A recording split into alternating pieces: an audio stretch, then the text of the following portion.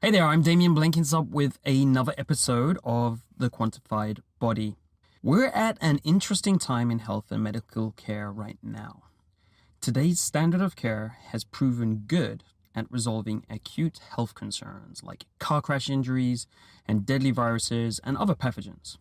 It's not faring so well against the growing number of chronic health concerns, that while they don't kill us, they do lower our quality of life. The standard of care aims to manage symptoms, often with the use of drugs targeting symptom neutralization, so you could think Nurofen for headaches, for example, or reduction. This often leaves us with a lifelong dependence on drugs and or lower quality of life. Think about how many of us take the standard sleep medications from pharmacies or for headaches or for gut problems. Most of us. What if we could take another route? What if we could identify the original trigger of our symptoms, whether it's headaches or aches or other things? What if it would enable us to fully recover our quality of life and live symptom-free with the vitality we started out with? My personal belief is that nothing is unresolvable. It's just a puzzle we have to figure out. This has attracted me to the world of functional medicine, where there is a similar philosophy, where functional doctors are battling every day like health detectives to solve these puzzles and completely heal their patients. Many of the people we've already had on the Quantified Body come from the realm of functional medicine, whether they're talking about mitochondria, methylation, oxidative stress, or detoxification. While they don't bring us perfect solutions today, we're far off from that. They are making progress, and they are sometimes succeeding in cases where standard of care only tries to manage the situation with drugs. So functional medicine is also raising the bar for what is deemed healthy and optimum. Many of us accept minor complaints that lower our quality of life, or reduce our performance, or ultimately our longevity. Functional medicine gives us hope and paths to tackle these, to take control and responsibility for our health and well-being as we rightly should. So today we're looking at the framework functional medicine uses to tackle the puzzles of less than ideal health and how it is using quantified data to do its detective work. We also do a bit of a deep dive into detoxification, which is one of 7 core physiological processes functional medicine looks at to discover the root of any problem we have inside our bodies. Today's guest has been named the godfather of functional medicine. Jeffrey Bland, PhD, has been working tirelessly for 35 years to solve chronic health issues, which ultimately led to him creating the functional medicine movement. His bio is too long and impressive to go over, but here are some of the highlights. He's the principal author of over 120 peer-reviewed research papers on nutritional biochemistry and medicine. He founded the Institute for Functional Medicine in 1991 with his wife, Susan. He's worked on the boards of a variety of companies through the years that emphasize nutritional product development and other things that target chronic health issues through laboratory work and clinical studies. He has served as Director of Nutritional Research at the Linus Pauling Institute of Science and Medicine in the early 80s, working directly with 2-time Nobel laureate Dr. Linus Pauling, which I'm sure some of you have heard of. Finally, just recently he authored the book The Disease Delusion. I highly recommend reading this book. It's really a great in-depth book, which gives an overview of functional medicine, allows you to understand it and their approach. It also looks at many of the potential sources of problems in your body and may give you ideas if you're facing issues with performance, longevity, or your health in general. As usual, you can go to thequantifiedbody.net/episodes to find all of the episodes, including this one, which should be at the top if you've just received it, or a bit further down. On the site, you get easy-to-use interview transcripts, links and references from today's episode, including all the biomarkers, the apps and labs, and everything else mentioned on the show, including, of course, links to the guest and what they are up to. The Quantified Body. New technologies are bringing us more and better data on our bodies every day. This data promises to help us make better decisions for better health, higher performance, less disease, and greater longevity. In The Quantified Body, we explore this promise to find out where it is creating real-world results, improving bodies, and improving lives. Great, Jeff, thank you so much for joining us on the podcast this morning. My deep pleasure. Thanks so much. Looking forward to the discussion. Yeah, your book is great. Really appreciate it. It really gives a great perspective on a number of things from a different perspective that most people are used to seeing. So the first thing I wanted to go into is functional medicine. What is the difference between functional medicine and contemporary medicine, the medicine we're used to when we're going to hospitals and primary care doctors and so on? How would you define the differences? Well, Damien, I think that's a very good question, and it really asks of us, what's the elevator speech? If you only got a couple of floors in an elevator to describe the difference, how would you do it? And we've grappled with this question for some time, and I'm not sure we've completely got it down, but let me give a try. The medicine that most of us are familiar with that is insurance reimbursable, kind of traditional hospital-based or clinic-based healthcare, and that which I was trained in, and most docs today were trained in, is focused on disease, the primacy of disease. And so it's all about the diagnosis and then finding the appropriate treatment for that diagnosis. The diagnosis is really related to a clinical series of presenting signs and symptoms. So the patient comes in with whatever their complaints are.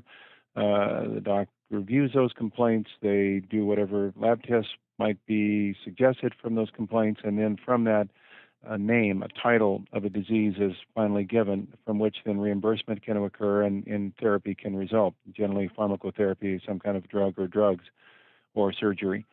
That, however, doesn't ever really address the question of where these things came from. What's the cause of these conditions? So often we end up being able to treat effectively the signs and symptoms of its outcome, the disease, without treating its cause.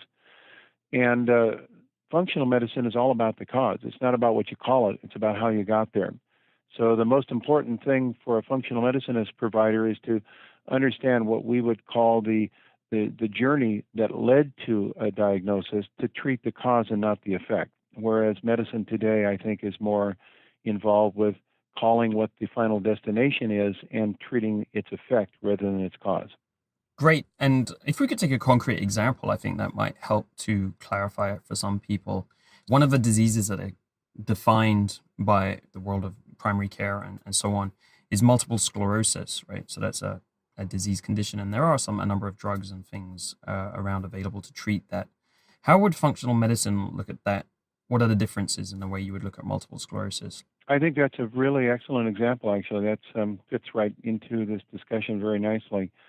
And in fact, it's actually one of the examples that I use in the book, The Disease Delusion, to help the reader to kind of understand the difference between the functional medicine approach and a traditional diagnostic pharmacology approach. So a functional medicine practitioner, when they would see a person who has been diagnosed with MS, would first ask the question in their mind, what do we know about MS? We know that multiple sclerosis is a member of the autoimmune family of diseases. These are the diseases that are characterized with the body's immune system attacking itself, attacking the body itself, leading to collateral damage. In the case of MS, the body's immune system is attacking the nerves, and specifically the insulation of the nerves, which are the myelin sheaths, the things that coat the nerves, that kind of like insulation on a wire that's plugged into the wall socket. It's the insulation on your nerves that protects the wire, the nerves, from being damaged or having problems with transmitting electricity like you would have in the socket of a light. And so when your body's immune system attacks the insulation of your nerves, the myelin, it starts to lead to kind of a short circuit of the nervous system, just as if you lost the insulation off the wire and it goes to your light bulb, you might end up short circuiting that, and maybe sparks would fly out, or you catch the curtains on fire, or any number of collateral damage could occur from losing that insulation. And so the treatment of choice is to give an individual who has that diagnosis of MS drugs that are designed to try to block the effect of that immune reaction against your nerves. So it would be certain kinds of anti-inflammatory drugs or drugs that prevent the insulation of the nerves from being further damaged. The functional medicine approach, however, would be to ask, well, why is that person having the loss of the insulation on the wires of their nerves? What was the cause of this? And the first kind of assumption that many people have is, well, that must be in my genes, that gee whiz, I have family members that have autoimmune disease, or I have a family member that might have even had MS, and so it must be my genetic inheritance. However, when the data is looked at as it relates to that specific disease, MS, like so many other of the autoimmune diseases, there is a very weak linkage between genetics and MS. It's not a hardwired genetic disease. So it may have a weak linkage to certain immune relationships that give rise to autoimmunity, but it's not a disease that we can say this is caused by your genetic heritage. Therefore, there must be another factor or factors. And this is where the functional medicine detective story emerges, because the functional medicine practitioner then would say, well, let's look at all of the various factors that have been identified in the medical scientific literature that are associated with the cause of an immune system attacking the nerves. And this could be things like toxic chemicals. It could be things like heavy elements, toxic elements like mercury or cadmium. It could be things like reaction to certain food proteins that your body sees as foreigners, one of which would be gluten. It could be the result of insufficiency of specific vitamin factors, particularly vitamin D, which has been studied extensively by Michael Hollick, Dr. Heaney, and Dr. Holub as it relates to vitamin D insufficiencies.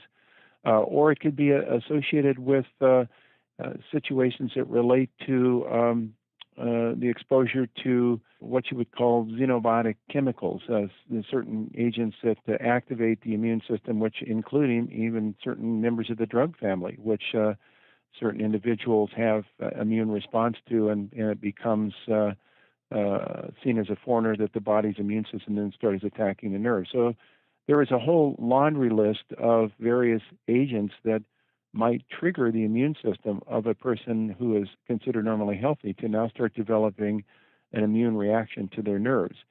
So rather than just jumping in and giving a person something that blocks the inflammation, the functional medicine provider would start going through, as a detective might, Sherlock Holmes of the etiology of the condition, asking, could this person that has this condition have these problems? Could they be suffering from too much mercury? Could they have too much cadmium? Could they be suffering from exposure to certain chemicals? Could they be taking certain pharmaceuticals that activate the immune system? Could they be vitamin D deficient? Do they have certain food allergies like gluten that are inducing this immune response? And then from that detective approach, that the kind of examination, a tailored, personalized program for that individual's own form of MS would be developed, rather than just treat them as a person with MS like you would every other person with that diagnosis. You now design a program based upon their specific unique presentation that is focused on managing the cause and not just the effect. And those results, when you deliver that model in clinical practice, can be extraordinary. They can be miraculous. We have seen literally hundreds of patients over the years that I've been involved with both clinical research and overseeing clinical research center, and where patients come in with various forms of MS or various forms of autoimmune disease, and how their conditions, once you identify the cause and not just the effect, can be completely turned back and go into remission. So that's a different model. Yeah, thank you very much for that. So if I kind of retake it and see if you could say that this is accurate or not, traditional medicine is looking at the effect, and it's trying the effects, the symptoms you have, and they're trying to categorize you amongst a number of diseases that they have on record. They have 100 different diseases: cancers, multiple sclerosis, Parkinson's, all these things which have been categorized according to symptoms, a list of symptoms. And whereas when we're coming from the functional medicine side, we kind of ignore that for the moment, and we say, okay, we don't, just because they have these symptoms, we don't know what the actual cause is. So we're going to do a number of different tests, and we're not going to make any assumptions about what's actually causing this until we've done some investigation, and we could find, and the idea is that we could find any number of causes, and they could end up at the same symptoms due to the mix of genetics, epigenetics, and the other processes going on in our bodies, but they can arrive at that different ending, the symptoms, from completely different causes. Is that accurate representation of what you just said? Yes, I think very much so. And I think for the listener, it's important to note that the number of diseases within the diagnostic handbook are literally thousands of different diseases. And often a doc might feel that their job is over once they've got a good diagnosis, because then they can dial up a specific pharmacotherapy. But within each of those diagnoses, no matter what the name is, whether you have diabetes or arthritis or MS, every person with that diagnosis, that specific diagnosis, presents slightly differently. They have a different reason they got it. They have a reason that it gets worse and it has progression. So in the absence of personalizing treatment to the individual need, focusing on the cause, not the effect, you don't get optimal outcome. And that's the functional medicine revolution, is looking at the person as a unique individual and personalizing their treatment program appropriately. Right. Thank you very much. Another aspect of this I wanted to see, and what the value I see in functional medicine, and kind of where I came into contact with it from my own personal story, is that because of the approach with categorization of symptoms, there are many people who fall through the cracks, either because their symptoms aren't acute enough, so they don't meet a diagnostic criteria. For example, an MRI wouldn't show the white blips on it that are typically used for multiple sclerosis in those kind of scans, for example, or they're not meeting one of those diagnostic criteria, which falls neatly into one of those categories. And they maybe have some symptoms which are considered that everyone should have these days. For example, everyone complains of headaches. Everyone has a bit of fat around their stomachs these days, and they find it hard to get rid of, and it's blamed on a number of things.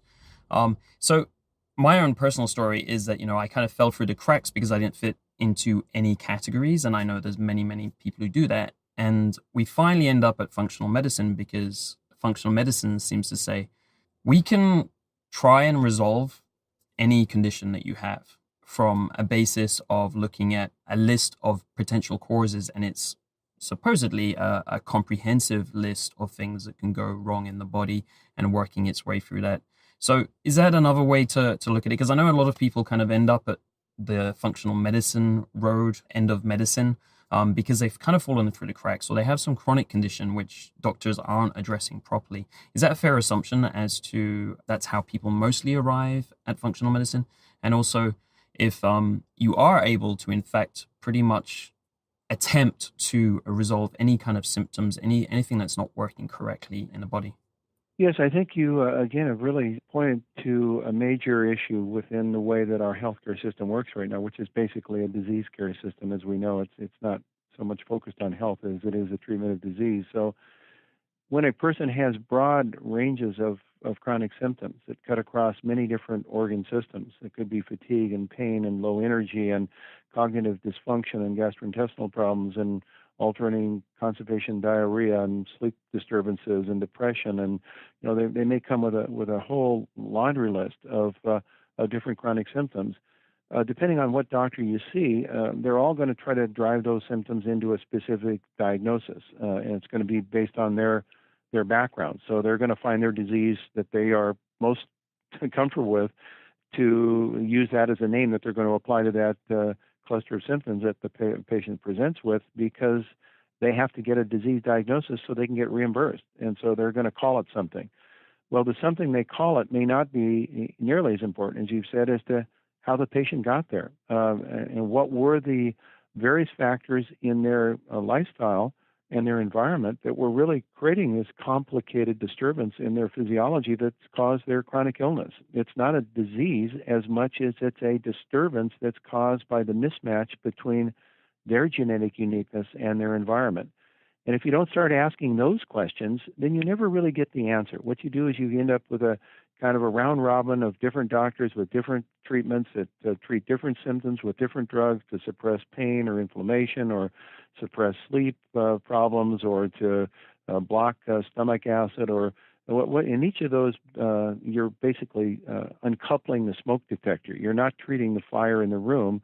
You're uncoupling the signs and symptoms that were there to really tell you there's something going on that needs to be addressed. So the functional medicine model often is very attractive to a person who has a history of having lack of success with the traditional disease diagnostic and treatment model, because it just hasn't been successful in managing the range of their clinical problems, because it never asked the right questions. And it turns out that if you look at the kinds of conditions that are dominant within our society today, they are these chronic conditions. In fact, over 75% of healthcare expenditures in our system today are spent for the management of chronic illness, not acute disease, but chronic illness. Yet when you go to have chronic illness managed, it's often managed with drugs that were used for acute care. They're not drugs that really treat the cause of the chronic illness. They're drugs that are treating the acute symptoms and not treating its cause. So I think we have a very big mismatch of what patients would like and what the treatment approach that they're getting is being applied. And there's where functional medicine has a big role to play. Yeah, great, thank you. So just to give the audience a bit of an idea about this, would you say, for instance, that headaches are resolvable? Is that the type of chronic condition that we, for instance, I had some strange headaches, when I got ill a few years ago, and they sent me to a psychologist. But in the world of functional medicine, I know that that happens to a lot of people, or they get given the answer, well, everyone kind of has headaches and it's not resolvable. And I think headaches are a very common complaint today. And a lot of people are going to pharmacies and taking medications for this. Do you think that's something that's resolvable in like 90% of cases with a functional medicine approach, or at least there's a good percentage of those that could find some kind of cause behind that, and it's not normal to just have headaches? Well, again, I think that's a wonderful example. You're picking some great examples. Headaches is one of those conditions. It's a sign or a symptom. It's not a disease in of itself that has many multiple functional contributions that lead to what we call headaches. So it could be a magnesium deficiency. It could be a vitamin B6 deficiency. It could be again, another relationship to food or environmental sensitivity, toxicity of types. It could be related to a problem with the microbiome, the gut bacteria that are producing toxic secondary byproducts that have an effect upon the function that we see then ultimately as a headache. It could have to do with vascular effects that are associated with lack of exercise. It could be due to hypertension because a person is taking the wrong kinds of things in their diet and lifestyle that are increasing their blood pressure, and by putting them on a vegetable-based diet, lo and behold, their headaches go away.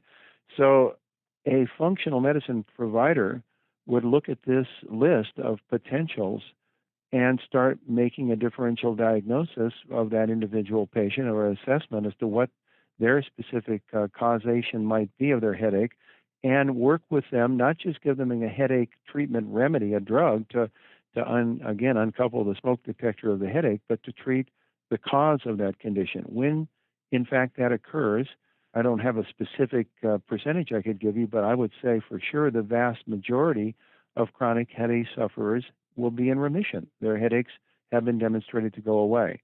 So I think that this is another great example of a clinical presenting sign and symptom that through a functional medicine systems biology approach can lead to remediation because you treated the cause, not just the effect.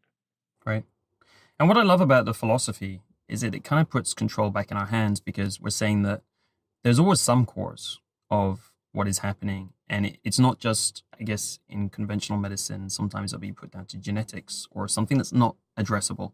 But often in functional medicine, the locus of control comes back to us, and it just says, we just have to find the cause. If we can find the cause, then we can fix no matter what is going on with the human body and causing these symptoms. Is that a fair reiteration? Yeah, absolutely. In fact, if I was to kind of distill down the whole focus of my book, The Disease Delusion, that's really what it's all about, is returning the power to the individual for the control of their health. I think a lot of people have had their health kind of hijacked from them because they feel it's either a consequence of their genetic lineage that they had no control over, or it's their doctor that's controlling their health.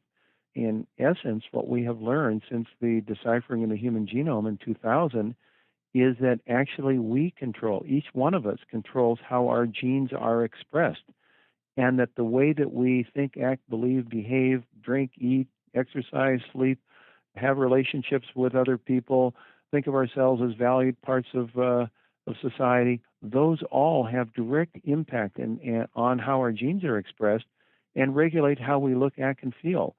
And so I think that this is a hugely empowering age in which we live, in which the individual becomes much more important than they were in the previous period of society where we were all part of massification of society. We just wanted to be part of the average.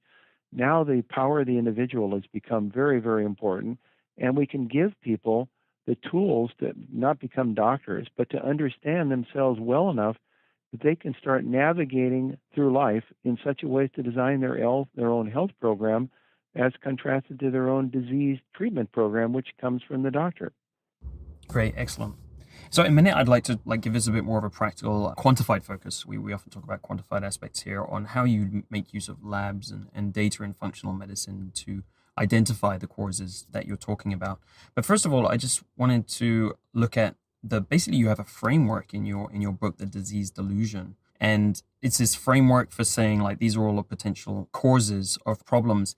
The framework you described, is that the basis of functional medicine today? Was that coming from you? Could you give us a bit of an overview of where that framework is? Because I think it's a really great, a lot of the aspects of it, I haven't seen them described in that way before. I think it seems like what we would say in consulting language, MECE was mutually exclusive and comprehensive, basically. So it covers everything, and it's a very nice framework, I can say, from my consulting background. But just from your perspective, where's that come from? Is that something recent, or is it something that's been used in functional medicine for a while? Is it something that you're hoping will be used more and more going forward? Yes, thank you. The way that this functional medicine concept was actually birthed was in 1989 and 90. My wife and I hosted meetings about week long each in Victoria, British Columbia, on Vancouver Island, where we invited about 30 or 40 of the top opinion leaders that we had met from different fields to kind of sit down quietly over a period of a few days with a whiteboard and address the question, what would be the best possible medical system that you could conceive of with your experience from the different disciplines they represented? And let's not talk about reimbursement. Let's not talk about healthcare financing. Let's just talk about theoretically what would this system look like. And from that 2-year exploration emerged the concept that we would develop a system that really looked at the individual and how they over time had altered function. And we'd have different diagnostic criteria, different assessment tools, and we would be able to earlier on understand when a person is heading in a trajectory towards a disease well before they become a cancer patient or a heart disease patient or a diabetic patient or whatever it might be. And that led us into asking what would be then the types of things we'd want to know of that person so we'd be able to better early on understand their trajectory towards not optimal health. And we started looking into scientific and medical literature, and this group of people were pretty good at understanding what was going on within the discoveries that were being made. And we eventually started putting references and articles together and stacking them in different piles to see if they fit into different kind of what we call buckets. And from that, eventually emerged the fact that these conditions that lead to altered function that later become diseases as a person progresses towards more severity could be characterized into 7 different buckets. And we call those the 7 core physiological processes. And over the now subsequent 25 years since that time, lo and behold, those buckets were pretty close to the way things have evolved in science and in medicine over the last quarter century. So those buckets included detoxification, they included immune defense, they included hormone signaling, they included gastrointestinal function, they included structural relationships, they included bioenergetics. Each one of these 7 core physiological processes, by the way, I've described in individual chapters in my book. And then we developed questionnaires for the patient that were associated with presenting clinical symptoms and signs that were associated with the dysfunctions in each of those 7 areas, and to help the person to better understand where were their strengths and where were their weaknesses. And that formalism became then the functional medicine assessment program and approach. And obviously, over the last 25 years, it's become much more sophisticated and much more well-defined and well understood. But I am quite amazed at what we birthed or germinated in 1989 and 90 has really proven out over the last quarter century to actually be very applicable to clinical intervention and to improving outcome in patients with chronic illness. Great, great.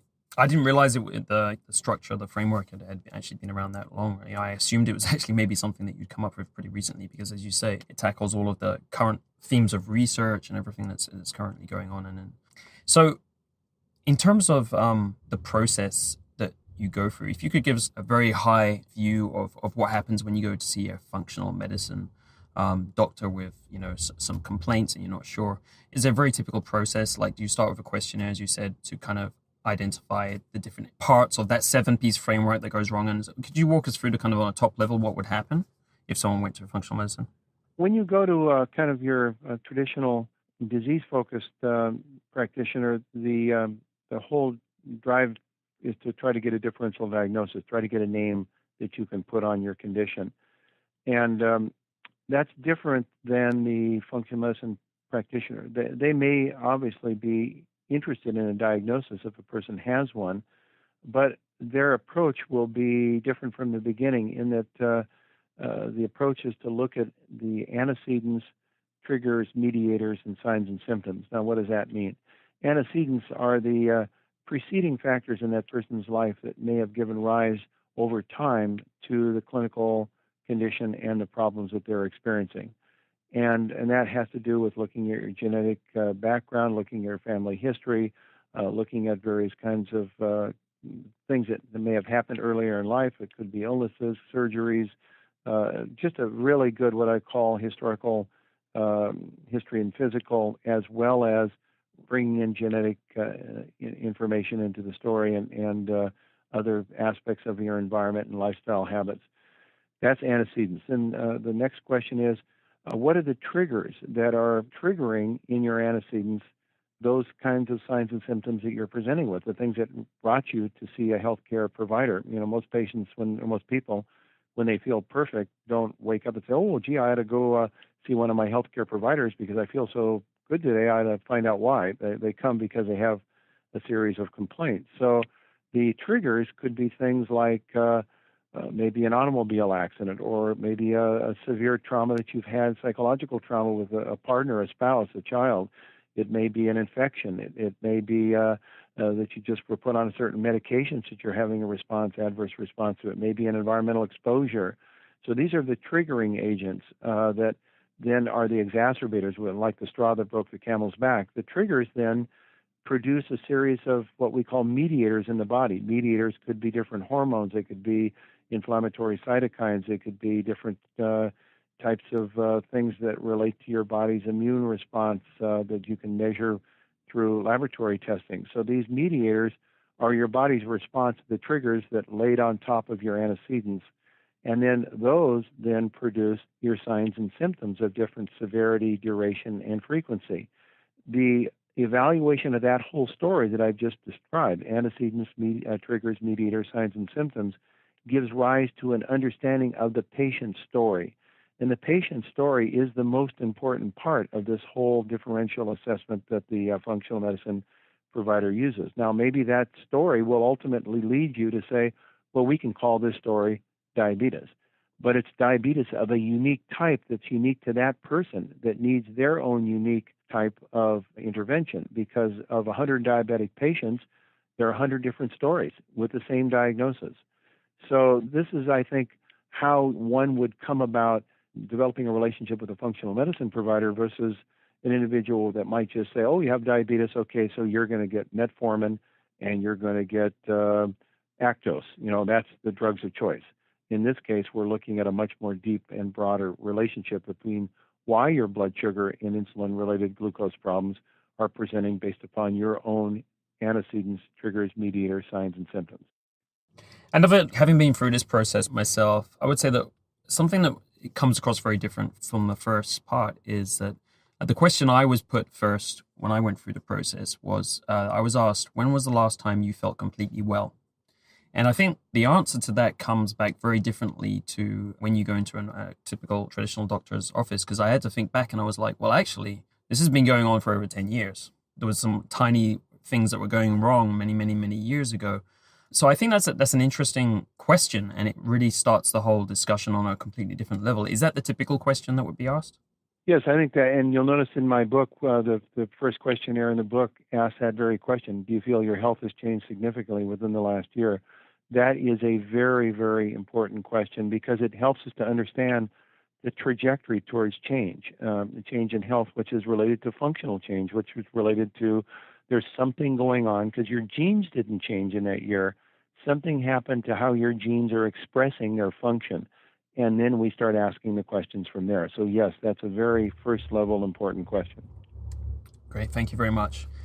Now, how does this connect with what we call the more quantified aspect of this in terms of lab tests or any other diagnostic tools? Is there a typical first stage in looking at lab tests? Are there kind of favorite areas of testing of functional medicine? What kind of things would you say are important in functional medicine when it comes to the testing aspect? Well, I think this is a little bit like the layers of an onion. And you start off with the easiest and least expensive things first, which is a good, as I said, assessment using this antecedents, triggers, mediator, signs, and symptoms approach that is unique to functional medicine. You can do that by questionnaires. These are kind of pen and paper pieces of information, and many of those questionnaires I've included in my book. And also a good, what I call physical assessment. And the functional medicine provider is very skilled in understanding how to assess nutritional inadequacy with presenting signs and symptoms and how to assess different immune-related dysfunctions. So you have a good physical and history evaluation and start there. That's the least expensive and least invasive.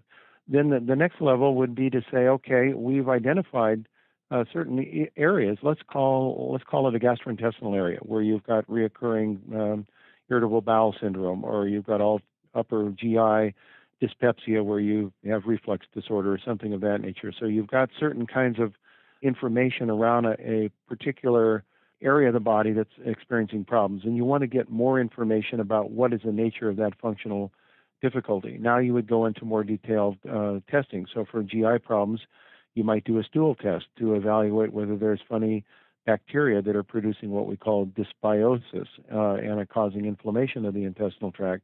You might do a certain type of a blood test for looking at different types of inflammatory agents like high sensitivity C-reactive protein, which is a marker of inflammation. So you then start to put together a series of questions as a practitioner that would be the questions you think are most important as you try to decipher that patient's individual problem, always remembering that you want to keep the cost of your assessment to the lowest level possible so you don't throw the whole kitchen sink. You start to layer on the testing as you are making your discovery. And you may have, if it's a very kind of complicated, sophisticated case, it may require more testing. You may have to do fatty acid testing, amino acid testing, immune testing. There may be all sorts of heavy metal testing. So there could be a whole range of different things you layer on depending upon how sophisticated the problem that person is presenting with. Thank you. Are there any particularly, amongst functional medicine providers, are there particularly popular areas of testing, specific tests, or ones that you've seen that have provided more value over time and they're kind of like your go-to tests, which you tend to find more information there and to find them more useful? Yes, I think there are. I think that we could start with probably the most common and also one of the most informative, and that is to test glucose tolerance that person has, and this is how insulin is working in their body. So this would be starting with a simple blood test of blood glucose and what's called hemoglobin A1C to see if they have a problem in managing their blood sugar and managing their insulin reactivity in the body. And we probably would also want to measure in their blood what's called triglyceride, and we would want to measure HDL, the so-called good cholesterol. That portfolio of tests that would specific to insulin would help us to identify whether that person might have an insulin resistance and a glucose intolerance. So if they had an elevated blood sugar, they had an elevated hemoglobin A1C, they had an elevated triglyceride and a low HDL, we'd say, oh, now that's a person that has a form of what's called metabolic syndrome, and we would want to start managing their therapeutic approach, their functional medicine approach, based upon the fact they're insulin resistant. For another person, it might be that they're presenting with, as I mentioned, a long history of gastrointestinal related problems. So in that person, we would be more interested maybe in focusing in on doing what's called a comprehensive stool analysis to look for things that are going on in their digestive system that are related to dysbiosis, inflammation, and food or toxic response. For another person, it might be that they have headaches and cognitive dysfunction, dysphoria, meaning kind of depression symptoms, and low energy. And we might think, well, that sounds like a person that's more likely to be toxic. So we'd want to do something related to toxicity testing and probably do assessments of their liver's ability to detoxify foreign chemicals. And all of this, by the way, again, I've described within the book in different chapters as to how you put this together. But based upon the presenting signs and symptoms a person has, it helps guide the individual as to what the specific quantified information they'd want to make their assessment. Thank you very much for that.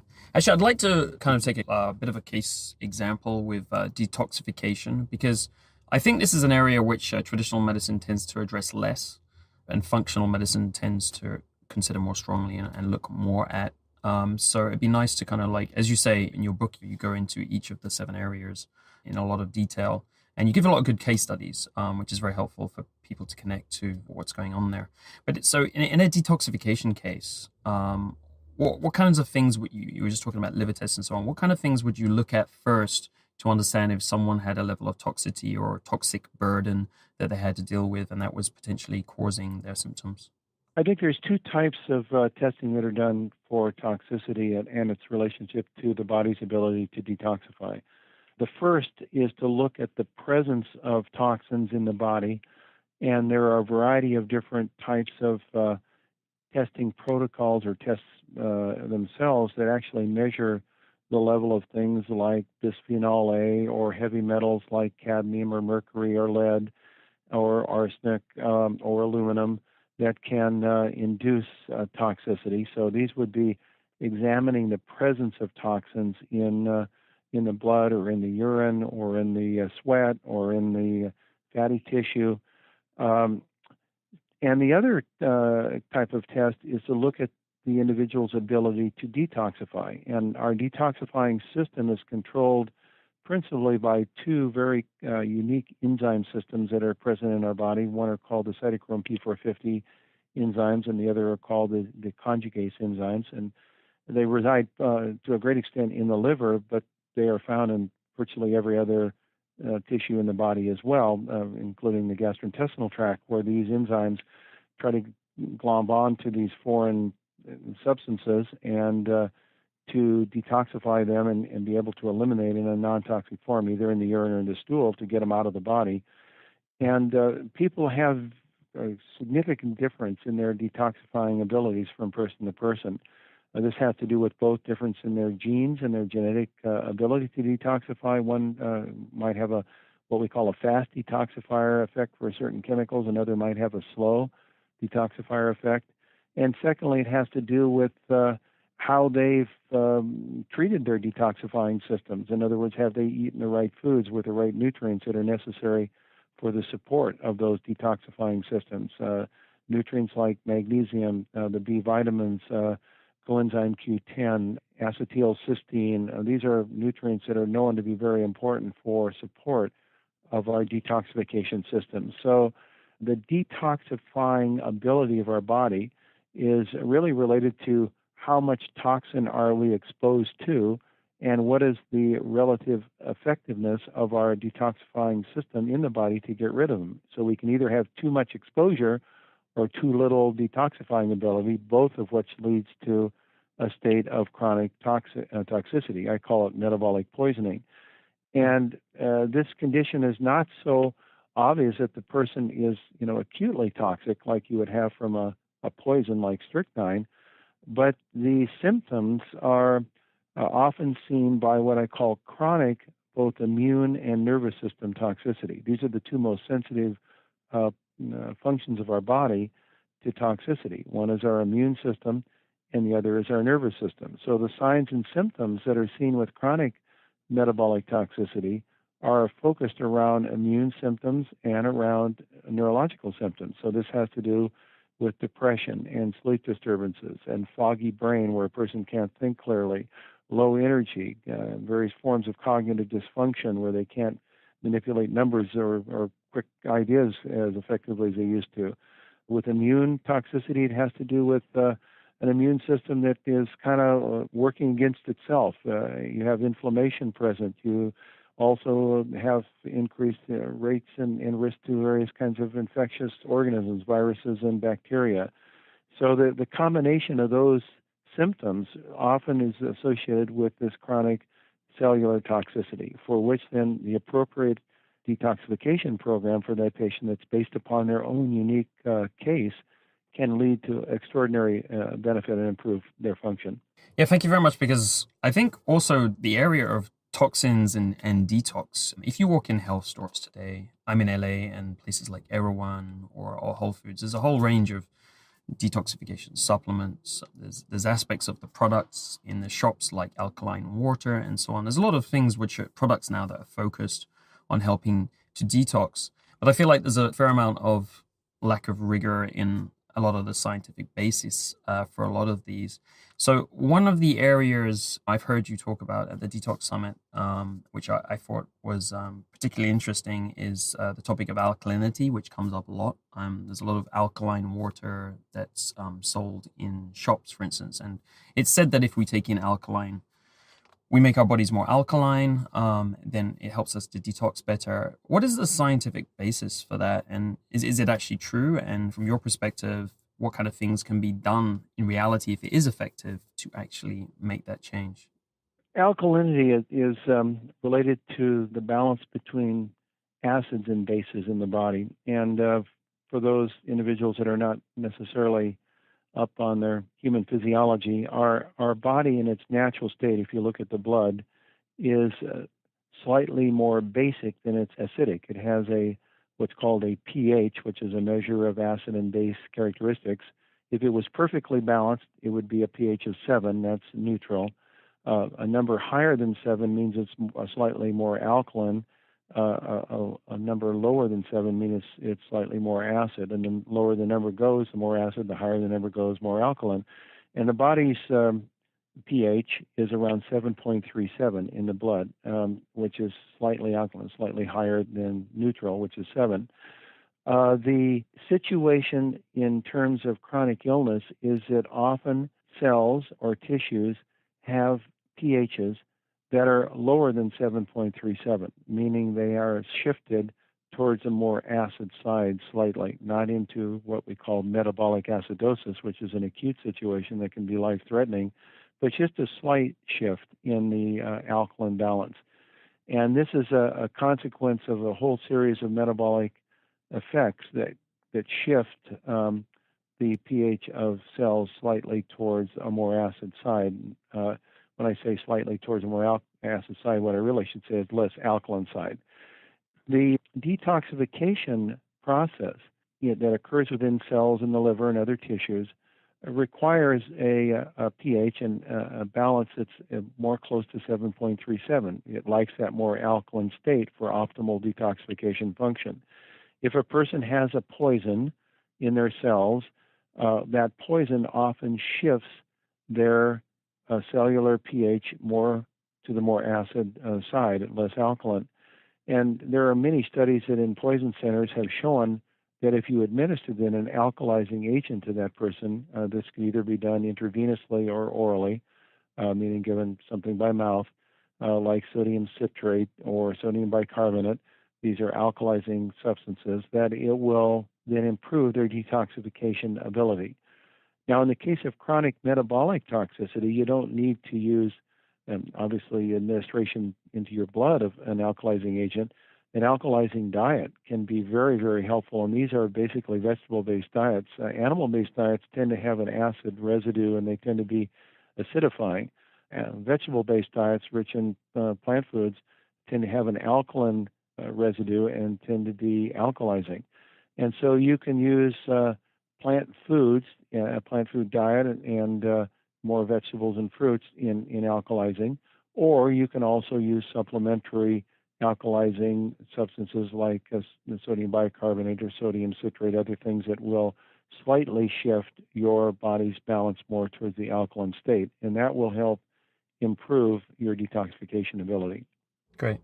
So a couple of clarifications on some of the things that you spoke about there. You were talking about the blood pH 7.37, and if we wanted to measure this slight acidity change that you spoke about, is it possible to run lab tests on the cell pH and the tissue pH? Because you're talking about those versus blood, which I believe blood is always kept roughly 7.37. It doesn't actually change, and it's just the cells and the tissues that actually change. Is it possible to quantify that? And is it a very slight change are we talking about here? Is it like just 7.1, 7.2? So it's kind of like a quite fine test to understand that. Yes, it is. I'm speaking here about very slight changes. More acute, more dramatic changes are associated with life-threatening conditions because your body needs to stay within a very close range in its pH in order to function. The muscles can't work correctly, the brain can't work correctly, your heart can't fire correctly. So that if you change too much in your pH, you get into very, very serious problems. So we're talking about very small shifts in cellular pH. As it relates to technologies, yes, there are research technologies and there are probes, cellular probes that can be used to measure intracellular pH, but these are not standard diagnostic pieces of equipment. And so most of the time, a assessment of pH is really built on clinical signs, which can be things like muscle cramping. It can be things like, in the case of moving acidosis, you have people whose have their breath changes, it becomes sweet and acetotic. You have people who have difficulty with chronic pain that's often associated with slight shifts in pH. About lactic acidosis that we call the muscle pain fatigue related problem that occurs like in the marathon and heavy exercise. Well, there's chronic lactic acidosis that's associated as well with chronic muscle pain. So these are the more common types of things that I think one uses for assessing pH balance versus using a specific diagnostic laboratory procedure. Great, thank you for that clarification. The other important aspect I've seen about alkalinity is there's a lot of alkaline water for sale now in a lot of the shops. From your perspective, does that help to change the cellular pH? Is that beneficial at all, or is there no science behind that? Well, I haven't seen a lot of good research on it. I mean, a lot of these things that we see that are being sold commercially, have a theory of interest, but in practice, there's no real clinical data to support their expense. And when we start looking at some of the cost-benefit relationships, the cost is reasonably high and the benefit is not so obvious. So I'm a little bit skeptical of some of these claims that are being made. Thank you very much. Another important topic, and one that has always been relatively confusing to me on my journey of getting better, is healing crises or detox crises. Supposedly, when we're detoxing, sometimes we have to go through this period of feeling worse in order to feel better. What is your perspective on that? Yeah, I think that's another very interesting observation. Having been involved with this field of metabolic detoxification now for the better part of 30 years and published many papers and seen literally thousands of different patients under control studies in detoxification over those 30 years, I've come to the recognition that the concept of a healing crisis, we ought to drop the term healing and just call it crisis. There is no such thing as a healing crisis. When you're in crisis, if you have acute symptoms, that's not a good thing. That's the body saying you're overdoing it. A properly designed detoxification program does not produce a crisis. It may produce transient symptoms. It may produce a feeling of spaciness on the second or third day, ravenous hunger for a couple of days until you get your body adjusted, or it may even have things like joint pains and headaches that occur. But these are not a crisis. They should be easily manageable, and if they're not, then that program that you're using for detox is inappropriate. It needs to be modified. Thank you very much. What kinds of things could bring this on? Because through my journey, I was going through a lot of healing crises until actually I came across you talking on the Detox Summit, and I finally got the answer to this question, which I'd been asking a lot of people for a long time about this healing crisis. Is it necessary or not? Because it makes it very hard to understand if you're getting better or if you're getting worse. So I think it's very confusing for a lot of people on their journeys, no matter the condition. So in terms of where this comes from, since I learned about this, I don't get healing crises anymore. And it's great. So that's obviously a great benefit to the patient, keeps them more motivated as well. But from your perspective, where is a healing crisis coming from? Is it something specifically that hasn't been addressed and needs addressing? Are there a couple of roots that need addressing, or is there some simple way of looking at that? I think so. The model that I have used, which I believe is factually correct, is that a person who is overloading their body's detoxification system through a detox program, meaning they're releasing more toxins from stored fat tissue or within the body than their detox system can manage. Now what they're getting is a amplified toxicity. It's actually their body is now toxic because they're not able to manage the toxins that they are releasing. And so the way that you prevent that is to slow the release of toxins and to increase the body's detoxification program or detoxification ability. That's why I'm not a big believer in fasting as a focus for detoxification, because I think in fasting you get into nutritional depletion. That then lowers your body's detoxification ability and makes you more vulnerable to the toxins that you're releasing to produce toxic symptoms. So the approach that we developed starting back in the early 1990s through the studies that we did was to make sure a person is getting augmented levels of the specific nutrients that are necessary for supporting the phase 1 and phase 2 detoxification processes, and obviously getting proper fluids, so they're flushing out these materials, not storing them in their body, these liberated toxins, and that they're taking in adequate calories, particularly in the way of specific protein that's necessary to support the proper detoxification. So it's not a fasting; it's a what I would call a modified detoxification, clean, nutrient-rich dietary program. What that leads to over the course, in our experience, of 14 to 20 days is an extraordinarily successful with lower adverse signs and symptoms in the patient getting or the person getting clean. And when they get clean, they know it. They think clearly, they act clearly, they sleep better, they have more energy, the chronic pain is reduced. If you've never been through that, it's hard to describe the feelings to a person until they've done it, because it's an amazing experience. Great. Thank you very much. Rounding off the interview now, thank you very much for your time. It's really great to get these details on the basis of your work. There's one thing about functional medicine that I found as I've kind of been going through my journey, that there's lots of different providers of tests. Today, there's lots of different labs where we can look at doctors' data, Metametrics, Genova Diagnostics, BioHealth, and there's many different providers at the moment, and it seems a little less regulated than traditional medicine, where everything seems to go to LabCorp or some other big lab that, and be a bit more standardized, and the measures on the tests are also different. So I think for many people that can be a bit of for instance, if you go to several different functional medicine providers, they're going to maybe favor different tests and so on. So could you talk a little bit about the journey of functional medicine in terms of using lab testing, and where you think it's going, and what kind of stage it is, and if you see there's anything that needs to happen going forward in terms of standardization or anything like that? Yes, I think obviously many of these tests that we're talking about, or we've alluded to, are specialty tests. It doesn't mean that they're unregulated and they don't have standards of identity. It just means that they're not in the standard and customary tests that all physicians use, like you would have if you went to your doc and had a physical exam and they did a blood test and you had 20 different things in your blood analyzed. Those would be your standard things. So these are more specialized tests that are used within the functional medicine practitioner environment. And this is one of the reasons that I really think it's very useful for a person, if they move down this road as they get more into tuning up their health, that they have a functional medicine provider as their ally, because these are people who have been skilled in the art, been trained to know what to use and how to interpret these tests, and not just to assume that testing just for testing's sake is beneficial. It's the right test for the right person or the right set of circumstances, and then the right interpretation of the results. So my belief is that testing is a part of the functional medicine model, but it is not the functional medicine model in itself. Much of what you can learn about a person doesn't need testing. It needs the right way of asking the questions, and that's what I've tried to bring out in my book.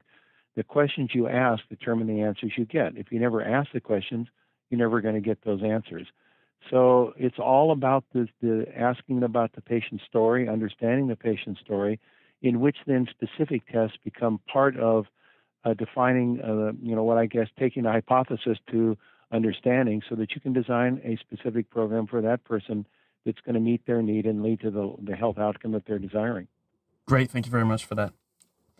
So looking forward, is there anything that you're excited about, say, the next 5 or 10 years about the use of biomarkers in functional medicine? Do you see any opportunities in the future, whether it be like looking at epigenetics or anything new on the horizon that might help functional medicine practitioners to get to better diagnoses or help people better monitor their health and so on? Is there anything interesting you see ahead or that you'd like to turn up in the future?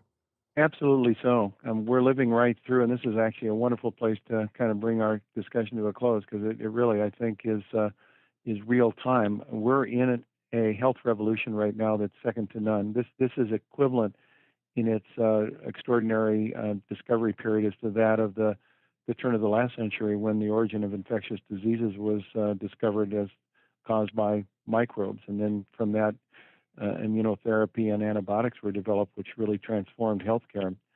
We're having that same extraordinary revolution in thinking right now, and it's around how we're going to manage chronic illness based upon these characteristics of dysfunction. And there are 3 intersecting changes that are occurring right now that I think are absolutely revolutionizing this field. One we've talked about, and that's the omics revolution: genomics, proteomics, metabolomics, that really allow us to analyze certain aspects of how our genes are expressed and how they are able to be induced to produce good health through activating our resilience genes. And every one of us has some areas of our genetic weak spots, but fortunately, most of us have, in fact, I would say everyone has resilience genes that can kind of neutralize our risk spots if we turn on our resilience genes. So I think that this particular period that we're undergoing right now in discovery is helping us to understand what are those characteristics and how do we measure them. I mean, soon virtually everyone will be able to have a full gene analysis done, a whole full genomic analysis for the cost of a normal lab test, probably somewhere in the range of less than $1,000, and probably eventually for a few $100s. And that will ultimately become insurance reimbursable, and we'll all have that ticker tape of our genetic information. That, coupled with the internet and social media, where information is now being communicated, transferred, and analyzed in ways never before, so that it gives power to the person to own their own genetic information, their own personal health information. And then lastly, big data, and now in the cloud, where what's called informatics is allowing this huge amounts of new data that is being made available to people to be analyzed in such a way as it becomes sensible and a person knows what it means, not just a bunch of ones and zeros, but actually operational and instructive about a person's own personal health program. Those 3 things, which we used to think were way out in the future, are now happening in real time. The wearable devices that we have, like Fitbits and Jawbones and so forth, and the new devices that are coming out to measure all sorts of biometrics, and how that data that each one of us generates about ourselves each day goes to the cloud and gets analyzed and comes back to us and helps us to assess what we need to do to be healthy throughout the course of our life, is a disruptive innovation that's changing healthcare. And we're all living through it right now. We have a generation of kids that are all social media savvy. They're very comfortable with sharing things that their parents' generation never was willing to share about their health and their genes. And all of this is transformative within the next 10 to 20 years. The rules of the road that we have lived with upon doctors owning information, everything's about disease diagnosis, all of that is going to go away. We're being replaced with a whole new system that will emerge underneath us with the kids that are growing up in the video game revolution and social media and the age of genomics that will be transformative. Well, thank you, Jeffrey. That sounds like a very exciting future, and that fits very well with what we talk about often on this show. So it's certainly what I'm excited about as well. Thank you so much for your time today, Jeffrey. I know you're a busy man, and I really appreciate your many, many decades of experience coming on the show and sharing your opinions with us and your ideas. I've appreciated it very much, and I hope we've given some news to use to your listeners. Thanks a million. To get more of The Quantified Body, subscribe on iTunes or go to the website thequantifiedbody.net. That's TheQuantifiedBody.net. You can also follow us on Twitter and Facebook. On Twitter, we are at twitter.com/quantifiedbody. And on Facebook, we are at facebook.com/quantifiedbodypodcast.